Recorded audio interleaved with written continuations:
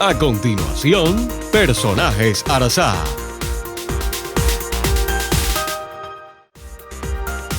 El siguiente programa es familiar. Programación para todo público. No contiene escenas de sexo ni violencia.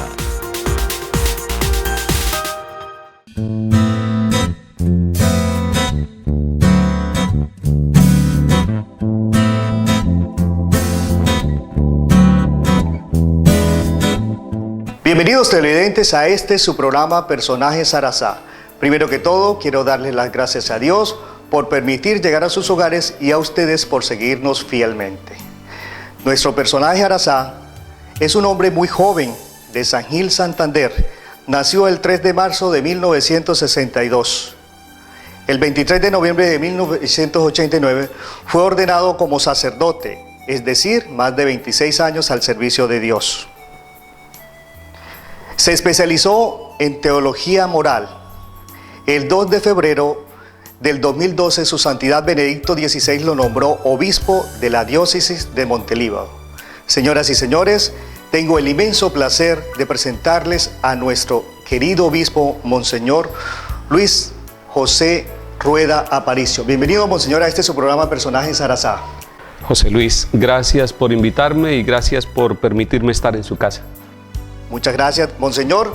Hoy, como es costumbre, hacemos una receta. Esta receta la voy a preparar yo, Monseñor. Es un postre que vamos a deleitarnos en el día de hoy. Un postre de helado con salsa de arazá. Usted conoce muy bien la fruta arazá, ¿no, Monseñor? Y me gusta. Además que tiene muchas propiedades, vitaminas y todo lo que eso implica para la salud nuestra. La receta es una receta sencilla. Es la salsa de arazá, se licúa el arazá, se cuela, se deja un rato en el fogón, ya por efectos de tiempo la tenemos lista, y luego hacemos el ensamble del helado. Monseñor, mientras yo hago esta receta, ¿cómo fue su infancia? ¿A qué horas descubrió usted su vocación?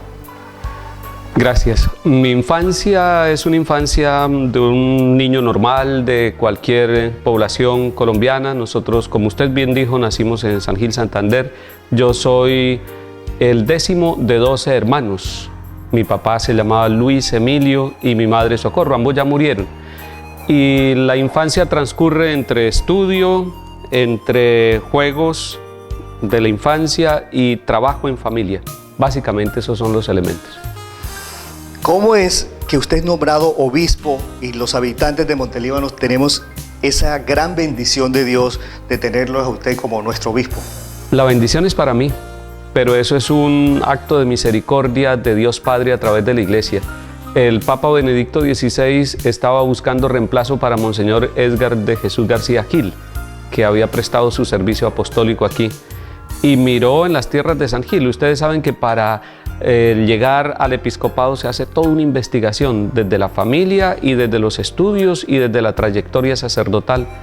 A mí me sorprendió, pensé que se habían equivocado, pero sí, la misericordia de Dios se había fijado en mí. No se equivocaron.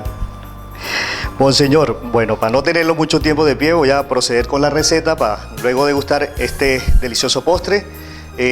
Previamente tenemos una copa congelada para poder servir nuestro postre.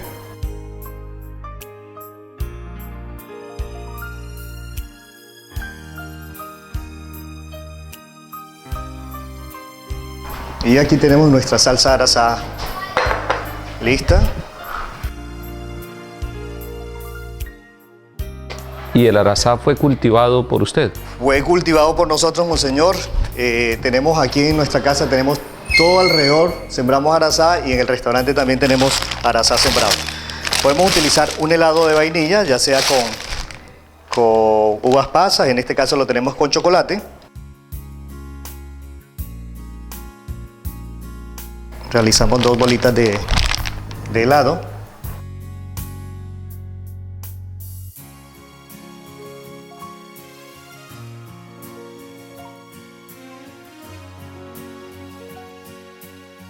¿Por qué la copa tiene que estar congelada? Por presentación y para que el helado no se nos derrita tanto en estos calores tan complicados, Monseñor.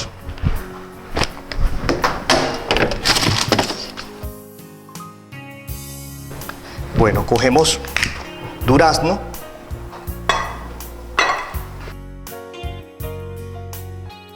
Lo cortamos en trocitos.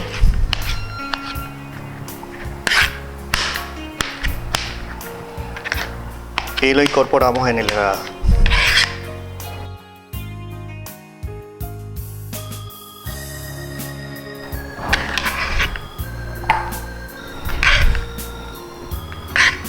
La decoración sí, depende de lo que queramos, cómo lo queramos presentar. En este caso lo vamos a presentar con unas cerezas y unas sombrillitas. Esto ya las consiguen en cualquier tienda de decoración o de piñatería. Incorporamos 2 cerezas.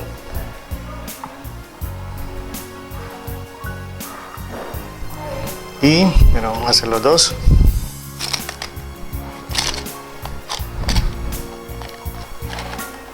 Muy elegante. Se ve muy bueno, monseñor.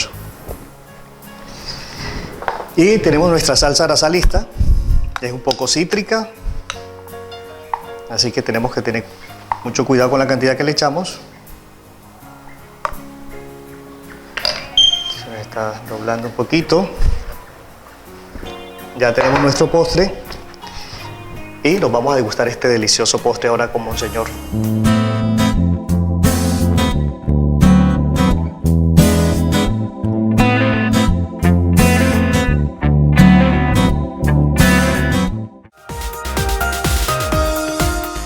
Ya volvemos con Personajes Arazá.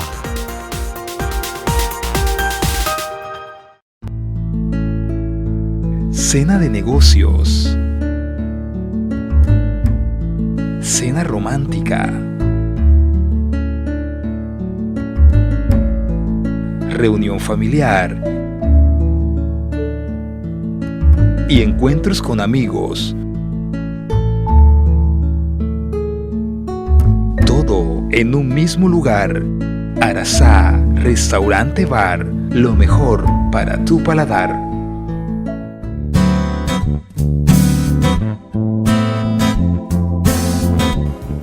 Gracias, mis queridos televidentes, por estar de regreso. Vamos a degustar este delicioso postre, monseñor. Espero esta vez usted va a ser mi crítico de cómo nos quedó. Adelante, monseñor. Muchas gracias. Se ve delicioso.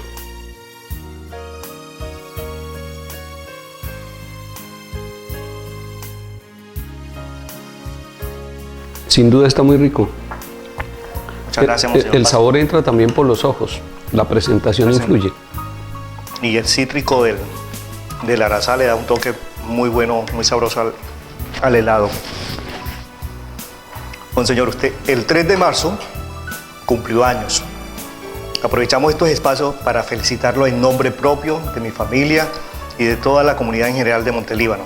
Que Dios lo proteja, lo guarde y lo conserve con esa humildad, ese don de gente y ese corazón tan noble que usted tiene.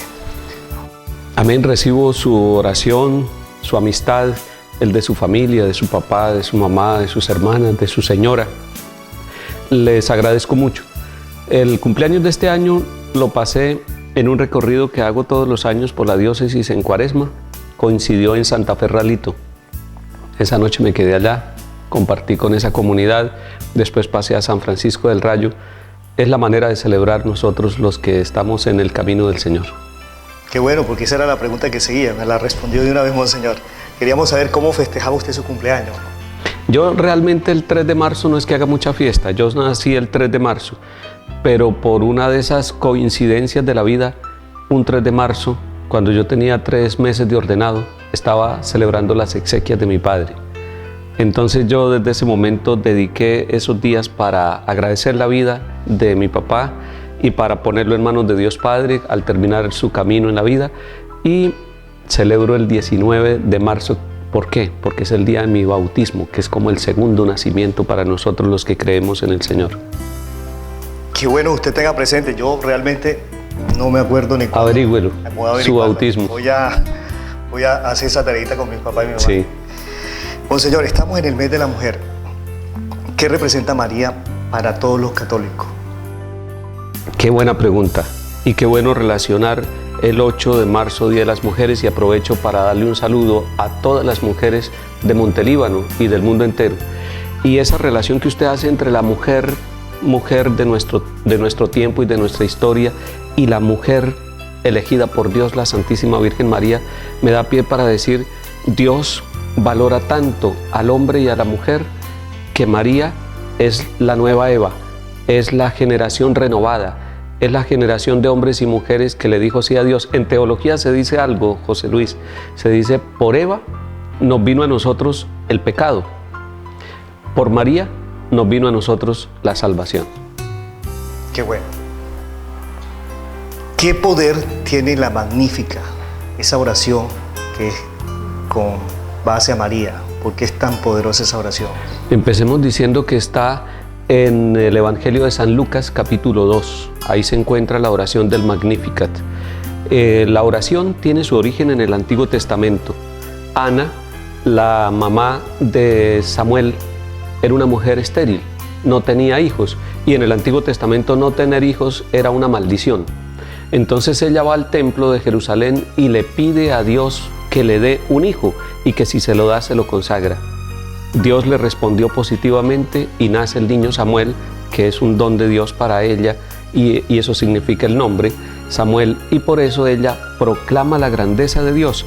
Después, en el Nuevo Testamento, cuando la Santísima Virgen María es elegida para ser la madre del Salvador, primero ella no entiende, después el ángel le explica: el Espíritu Santo va a venir, y cuando ella ya está en gestación, va a visitar a su prima Isabel, y allí las dos se encuentran. Es el encuentro de una anciana embarazada y de una jovencita que, sin concurso de varón, también está embarazada, porque para Dios todo es posible. Y allí ella proclama la grandeza de Dios, el amor de Dios hacia los pobres, y cómo Dios cumple sus promesas y sus maravillas en cada uno de nosotros. El poder que tiene es sentir que Dios nuestro Padre, como a María, como a Ana y como a cada una de nuestras familias, les realiza las maravillas que a veces parecen imposibles en nuestra vida. Nosotros damos fe de eso, de una vez que mi mamá había un espacio muy complicado, mi mamá rezó la Magnífica y fue santo remedio para solucionar eso. También vemos el poder del Santo Rosario, porque hemos perdido los católicos la costumbre de rezar nuestro rosario. ¿Cómo hacemos o qué está haciendo la Iglesia para promover esa ritual o esa costumbre?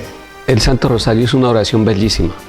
Es una oración, dice Juan Pablo II, que amaba tanto el rosario, es contemplar todos los momentos de la vida de Jesús tomados de la mano de María.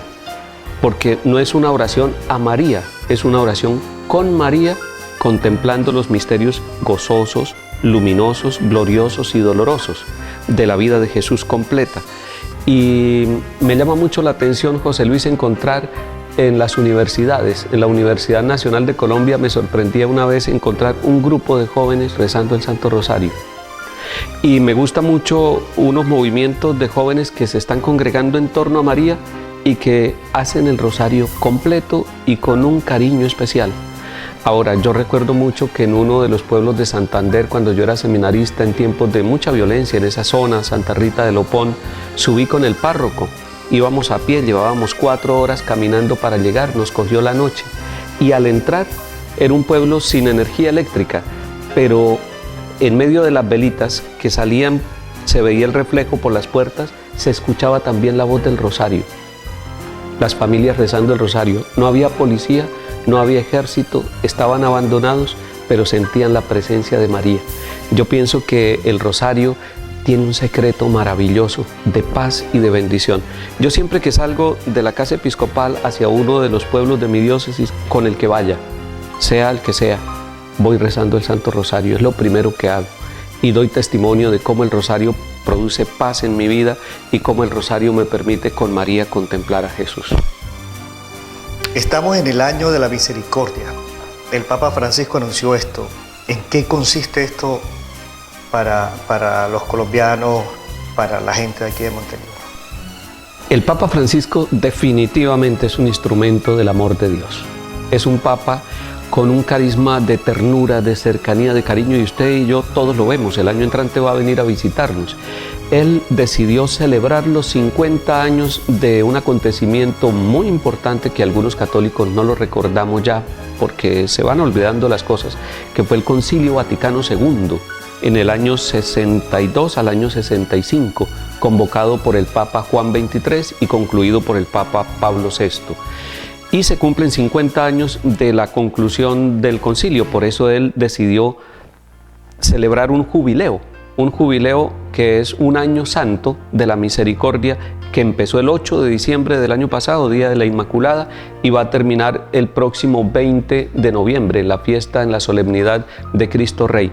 Es un año para redescubrir el rostro misericordioso de Dios y para tomar la misericordia como actitud suya y mía dentro de la casa. Si nosotros somos misericordiosos dentro de la casa, en nuestros lugares de trabajo, si nuestros comportamientos llevan misericordia, vamos mostrando el rostro de un Dios que no castiga.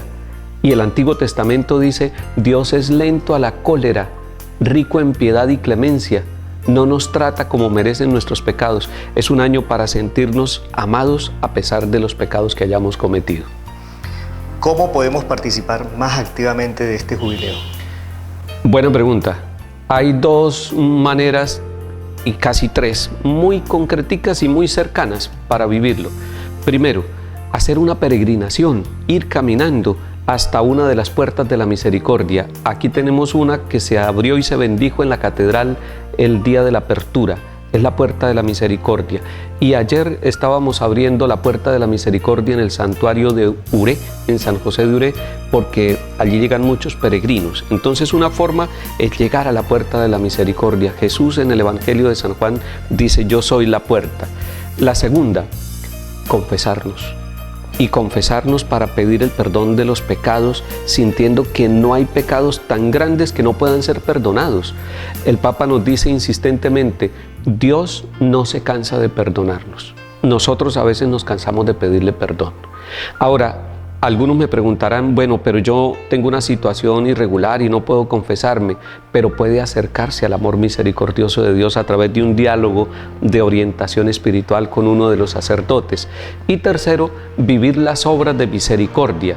Y las obras de misericordia que en el catecismo de primaria nos enseñaban que son 7 corporales y 7 espirituales y que hunden sus raíces en la Sagrada Escritura, concretamente en el capítulo 25 de San Mateo.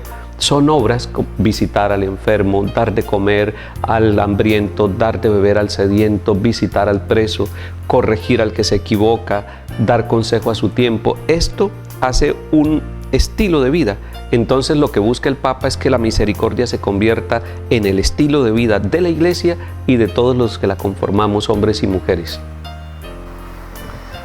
Monseñor, aquí en Montelíbano hay muchos docentes licenciados en ciencias religiosas. ¿Cómo podríamos tenerlos como laicos comprometidos para fortalecer y expandir un poco más la palabra de Dios? Es muy importante la presencia de los docentes en las instituciones religiosas porque tienen de cerca a los jóvenes, a los adolescentes en esa etapa de la vida. Incluso los tienen más cerca los docentes que los mismos padres de familia. Y si hay un licenciado en filosofía, en ciencias religiosas, en teología, que ama al Señor y que se nutre de la Iglesia y que participa, por ejemplo, en uno de los movimientos, cursillo de cristiandad, equipos de Nuestra Señora, o hace parte de una pequeña comunidad de nueva evangelización que hay en todas las parroquias, o se vincula vivamente a su parroquia, eso le va a dar mejores herramientas, mejores argumentos para poder llevar a los jóvenes la buena nueva, la buena noticia, la alegría de la presencia de Dios, y eso lo están necesitando los jóvenes. Yo aprovecho para agradecer a todos los docentes católicos que con tanto amor les sirven a los jóvenes, los escuchan y se convierten como en el segundo hogar, como los segundos padres de familia que acompañan en el camino de la vida a estos jóvenes. En una época aquí en Montelíbano se realizaban muchos retiros espirituales. ¿Por qué se ha dejado de hacer? ¿La Iglesia los va a promover nuevamente? Sí, de hecho la Iglesia siempre ha promovido esos encuentros espirituales que le permitan a hombres y mujeres encontrar el sentido de su vida, reconstruir en un momento dado su vida, sanar. El Papa nos ha dicho que la Iglesia se parece a un hospital de campaña que está metido allá en medio del sufrimiento, en medio del dolor. Por eso Antiguamente todo era centrado, por ejemplo, aquí en Montelíbano, venían y hacían los retiros aquí. Ahora se está promoviendo que la nueva evangelización lleve a que cada parroquia le proponga a sus laicos y que cada laico, hombre o mujer, cada familia, con su párroco le pregunte cuándo hay retiro espiritual, cuándo hay cursillo de cristiandad. Por ejemplo, ahorita vienen 2 cursillos de cristiandad, 2 en el primer semestre, 2 en el segundo semestre, que son retiros internos, 3 días. Empieza el viernes y termina el domingo por la tarde. Uno es para hombres y otro para mujeres. Son fines de semana que se convierten en salvación para muchos hombres y mujeres. Tal vez la obra falta promocionarla y esta es una ocasión en Personajes Arasá, y le agradezco porque esto permite que muchos que no sabían y pensaban que los retiros ya no se estaban haciendo sean más publicitados y más motivados. Tal vez nos falta, tal vez la iglesia no ha disminuido en su oferta, lo que ha disminuido es la comunicación de que esto existe y este es un medio maravilloso, le agradezco. Como el pueblo antes era más pequeño, digamos, el voz a voz se promovía más fácil. Es cierto. Como el pueblo ha crecido tanto, yo creo que este medio es maravilloso. Son buenos para promover y difundirlo en toda la comunidad. ¿Por qué hoy día vemos que los jóvenes se han alejado mucho de Dios? La juventud suya y la juventud mía, la juventud de todas las épocas, es una etapa de la vida con interrogantes. Interrogantes a la autoridad del papá, de la mamá, de los formadores en los colegios, incluso en las universidades, de todo lo que se ha institucionalizado. Es la época de los interrogantes. Y entonces uno siente que la juventud de cada momento como que se está distanciando y realmente lo que está es formulando interrogantes. A mí me ha gustado mucho la experiencia de ir a los colegios, de ir y de hablarle a los jóvenes. Y algunos dicen, pero los jóvenes no escuchan. Los jóvenes están con el audífono, los jóvenes están con el celular, los jóvenes están en otro mundo. No es cierto. He vivido una experiencia, José Luis, muy bella, de ir a muchos colegios de la diócesis, a todos los de Montelíbano efectivamente, y a muchos de las parroquias, al menos un colegio por parroquia, y de hablarles a los jóvenes y de escucharlos a ellos, porque es que no solamente decirles, sino que ellos tienen algo para decirnos a nosotros, tienen algo para comunicarnos, tienen otra forma de ver la vida y uno se despista. Realmente no es que el joven se aleje, sino que nos toca a nosotros acercarnos, llegarles, y ellos están con un corazón dispuesto y además sediento, necesitado del amor de Dios. Hoy día, algunas personas que hacen oración católica utilizan los sacramentales como la sal, el agua, el aceite. ¿Esto está sustentado en la Biblia o cómo es? No todo lo que se vive en la iglesia está sustentado en la Biblia. Hay la tradición, pero cuando uno va a mirar los elementos sacramentales, como usted supo definirlos, porque los 7 sacramentos son unos y los sacramentales son otros, que son instrumentos también de la gracia de Dios, sí tienen fundamento en la Sagrada Escritura. Por ejemplo, el agua. El agua en el Antiguo Testamento, todo el recorrido del desierto, el paso del Mar Rojo, la roca que mana agua en el desierto para calmar la sed, luego el paso del Jordán, es un camino húmedo, llamémoslo así, un camino con agua, por todo lo que significa en vitalidad. Por eso bendecir el agua es bendecir la fuente de vida, y del costado de Cristo manó sangre y agua. Además él dice, el que tenga sed que venga a mí que beba. A mí me llamó mucho la atención el pasaje cuando Jesús se encuentra en Samaria con la samaritana junto al pozo de Jacob y le dice, dame de beber. Y ella le dice, ¿cómo así? Si usted es judío, yo soy samaritana. Para decir, el agua nos une a unos y otros, el agua no tiene fronteras. Luego el aceite, los aceites benditos, que varios sacramentos como la unción de enfermos, como el bautismo, la confirmación y la ordenación, usamos en la iglesia el óleo consagrado, el santo crisma y los santos óleos. El aceite bendito tiene sus raíces en el Antiguo Testamento. A los guerreros se les untaba el cuerpo para que fueran más ágiles en la lucha, y además a los sacerdotes como a Aarón, Moisés los ungió en el nombre del Señor, ungió sus manos, su cuerpo. Así también la iglesia sigue utilizando en los sacramentales estos signos que son netamente bíblicos. ¿Por qué le prohíben a algunos sacerdotes hacer exorcismos? ¿Necesitan algún aval digamos, de un superior, del Papa, o cómo sería ahí el proceso? El exorcismo es un servicio en la iglesia, es un servicio específico y que tiene en la iglesia una preparación. En Roma hay una academia de exorcistas.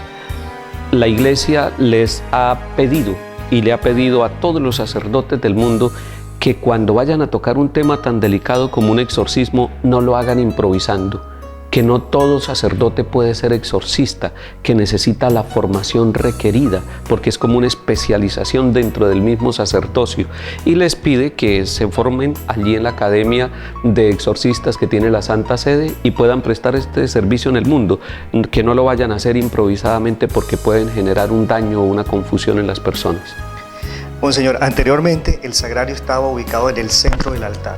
¿Por qué hoy día lo vemos en un costado del altar? La arquitectura católica es bellísima, es hermosa. Los templos católicos son verdaderas joyas, verdaderas obras de arte. Hay templos tan bellos como la Basílica de San Pedro en Roma, la Basílica de San Pablo, la de San Juan, la de Santa María Mayor, y entre nosotros tenemos bellos templos. La estructura de los templos define el lugar del Santísimo. Nosotros en Montelíbano tenemos una ermita dedicada al Santísimo que se expone desde la mañana hasta la tarde y donde en recogimiento y en silencio la comunidad puede ir a orar a cualquier hora del día y está abierto desde las 6 de la mañana hasta las 6 de la tarde. Pero lo que usted dice en los templos, en algunos está en el centro y en otros está a un lado. Muchas veces está a un lado para favorecer el recogimiento y la cercanía, la oración. Cuando está en el centro está manifestando la centralidad del Señor. Para favorecer el encuentro del Señor en algunas capillas laterales de los templos, se pone allí el Santísimo de tal manera que la persona pueda hacer un encuentro muy personal en su contemplación. Porque algunas personas dicen que no se les debe orar a los enfermos con aceite, sabiendo que el Señor en Santiago capítulo 5 versículo 14 lo dice. Es un mandato del Señor y es un sacramento de la Iglesia. La unción de los enfermos la aplica el sacerdote. El sacerdote es el ministro de la unción de los enfermos y dice: llamen a los presbíteros de la Iglesia. En la cita que usted acaba de leer de Santiago, si hay alguien enfermo, llamen a los presbíteros de la Iglesia y que lo unja. Y si es la voluntad de Dios, se sanará. Y si no, pues irá al paso de la eternidad con el corazón limpio y ungido, no solamente su cuerpo, sino su alma. Es un signo de consolación. La Iglesia venera y presta el servicio de la unción de los enfermos con mucho cariño. Los sacerdotes todos están en disposición de visitar los enfermos y ungirlos. Monseñor, hoy día vemos muchos jóvenes que se tatúan. ¿Esto es pecado? El tatuaje se convirtió como en una moda, como en uno de esos lenguajes urbanos que tienen nuestros jóvenes y nuestras generaciones actuales, como otra forma. El graffiti también es una forma de comunicarse, es una forma de decir algo, de expresar algo. No pudiéramos calificarlo como un pecado, no pudiéramos llevarlo hasta esos términos, empezando porque en la Biblia se usa el término tatuar.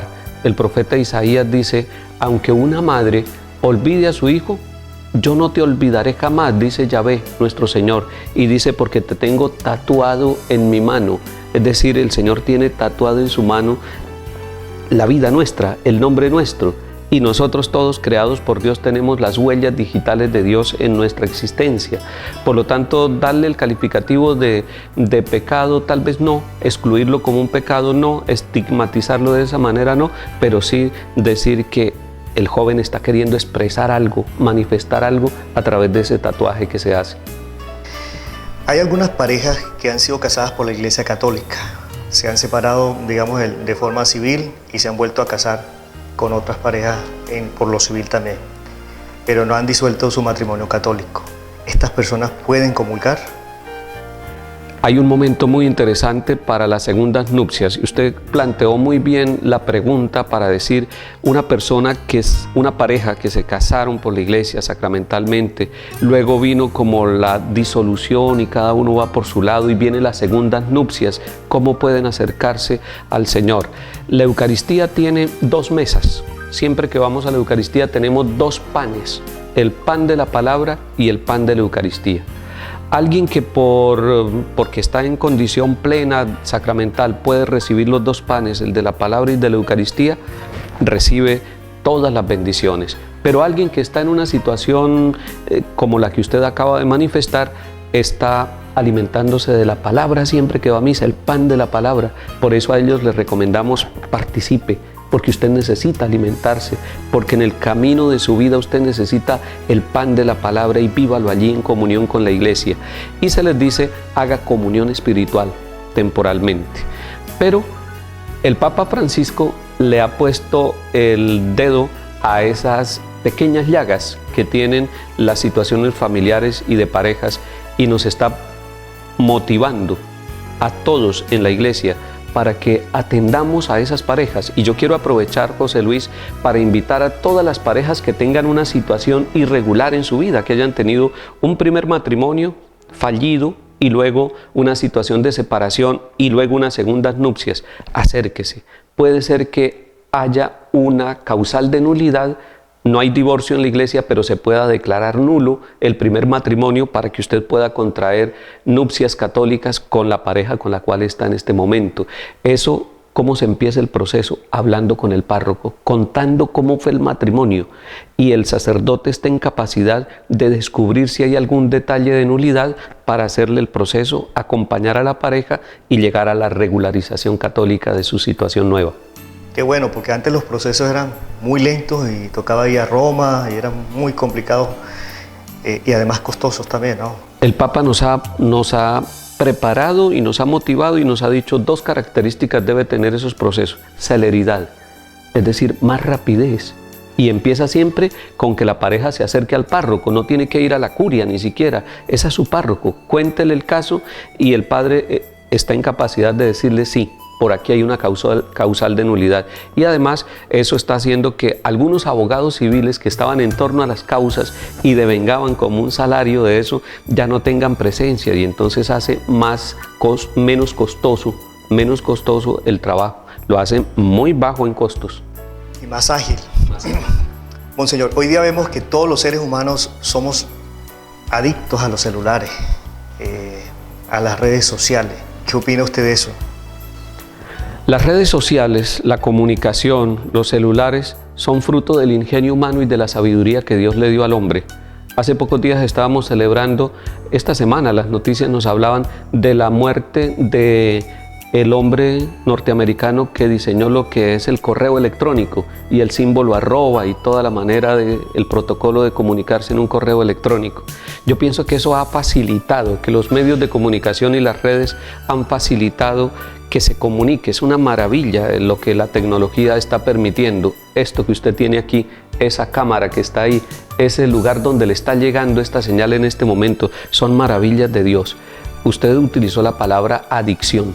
Siempre que algo bueno se convierta en una adicción para una persona, empieza a tomar la ruta de la esclavitud y a quitarle la libertad. Pero siempre que con conciencia y con una claridad de vida sea capaz de utilizar los medios de comunicación para el bien y la tecnología, de ninguna manera esclaviza, no produce adicción y facilita la vida de los seres humanos. Usted como hombre visionario y ministro de Dios, ¿cómo podemos hacer para llevar a este municipio a que sea un municipio más próspero, que su economía no dependa no solo de la mina de Cerro Matoso ni de la política, que generemos empleo, que la economía sea una economía estable, en igualdad de oportunidades para todos? ¿Qué podemos hacer? Le agradezco su pregunta, porque yo he hecho este planteamiento desde la visión que tengo de la región. He recorrido todos los 7 municipios del sur de Córdoba, muchos corregimientos y veredas. Le doy gracias a Dios porque me ha permitido conocer las distintas situaciones que tiene la región en lo económico. Yo pienso que el futuro del sur de Córdoba, de toda la región sur de Córdoba, que es la que más conozco, está en la agricultura. ¿Por qué? Son unas tierras fáciles de hacer una agroindustria bien tecnificada, con tractores, con maquinaria, con producción a gran escala. Además, tiene agua. El agua es fundamental en la vida y en la agricultura. Y tiene la posibilidad de unos climas que bien tecnificada la producción da para las personas. Las zonas mineras de Colombia y de Sudamérica viven menos dignamente que las zonas agrícolas. Las zonas agrícolas permiten que el hombre y la mujer trabajen, que los jóvenes trabajen, cada uno con su labor y sin descuidar el estudio y sin descuidar el promoverse profesionalmente. Pero las zonas agrícolas de Colombia, mire las regiones de Antioquia, las regiones de los Santanderes, del eje cafetero, que han optado el Valle del Cauca por la agroindustria, por el trabajo en el campo, viven más dignamente. Por eso aquellos que trabajan, por ejemplo, el caso suyo, que está promoviendo el arazá y que está promoviendo estos productos que a veces las personas no los valoran en su verdadero sentido, redescubrir la riqueza de la tierra, del agua y de la agricultura, es el futuro del sur de Córdoba. Y eso requiere una reforma agraria, porque es que en el sur de Córdoba tenemos un problema que es de todo Córdoba, y es la concentración de la tierra en poquísimas manos. Muchísimas hectáreas, unos latifundios enormes, y las personas que tienen esos latifundios las han dedicado a la ganadería extensiva, y la ganadería extensiva necesita poquitos obreros y mucha tierra. Mientras que se dedicaran a una ganadería estabulada o semi-estabulada y a la producción de elementos agrícolas, habría mucha mano de obra que se requeriría, mucho empleo, mucha alimentación, seguridad alimentaria y un nivel de vida mejor. El futuro del sur de Córdoba no es la minería. El futuro del sur de Córdoba es la riqueza hídrica, la tierra y la agricultura. Bueno, monseñor, vamos a seguir degustando este helado que se nos va a derretir. Ya volvemos, nos vamos a comerciales.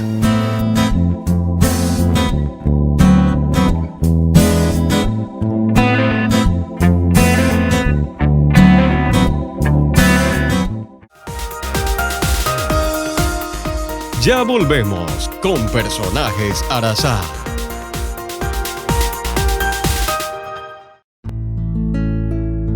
Cena de negocios. Cena romántica. Reunión familiar. Y encuentros con amigos. Todo en un mismo lugar. Arazá, restaurante bar, lo mejor para tu paladar.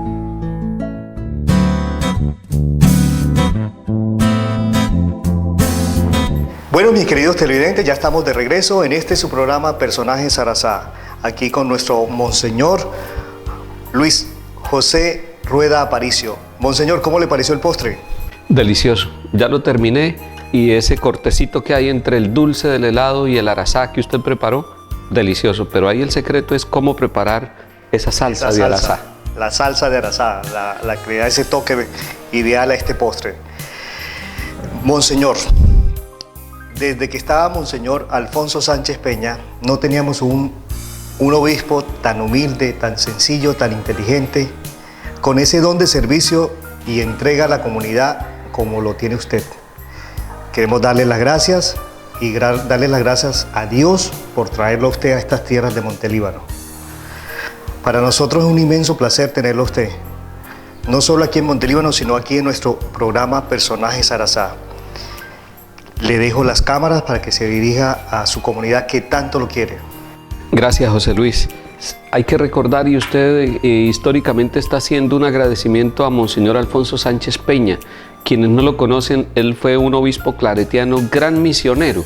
No existían carreteras en esta región sur de Córdoba, y el eje de tránsito de él era el río San Jorge. Horas y horas para llegar a Juan José, para llegar a todos los pueblos ribereños. Y este hombre, primer obispo que vivió en Montelíbano 20 años, debe ser reconocido. Aquí tenemos el hogar Alfonso Sánchez Peña, que es el ancianato que la iglesia mantiene y con la donación de todos, y allí tenemos un grupo de ancianos. Es un homenaje a alguien que amó esta tierra. Él fundó el colegio, el Rosario, él construyó la catedral, él construyó la casa episcopal, él fundó muchas parroquias. Empieza uno a ver la obra de Monseñor Alfonso Sánchez Peña y tendríamos que elevarle un monumento.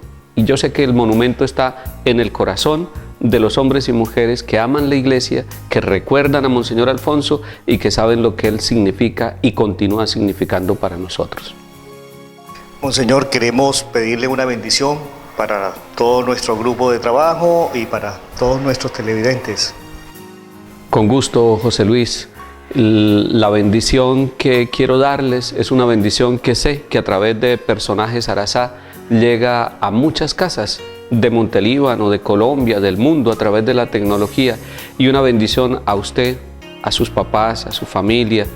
Qué grato estar aquí, qué bueno este proyecto de comunicación y de vida profesional suya.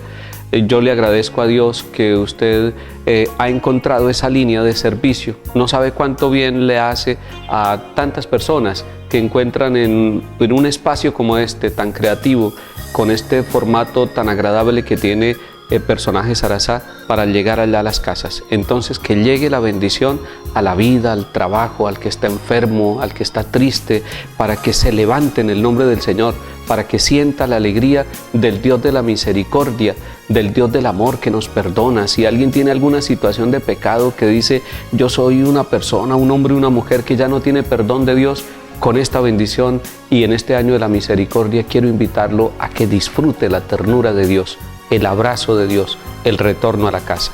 José Luis, que el Señor lo bendiga a usted y a su familia y a todos los queridos televidentes de Personajes Arazá, cada uno en su casa y en su trabajo. Que el Señor los bendiga y acompañe en el nombre del Padre y del Hijo y del Espíritu Santo. Amén. Señores, ha sido un grato placer tenerlo aquí en Personajes Arazá y esperamos tenerlo nuevamente. Y a ustedes, queridos televidentes, nos esperamos en una próxima ocasión. Hasta pronto.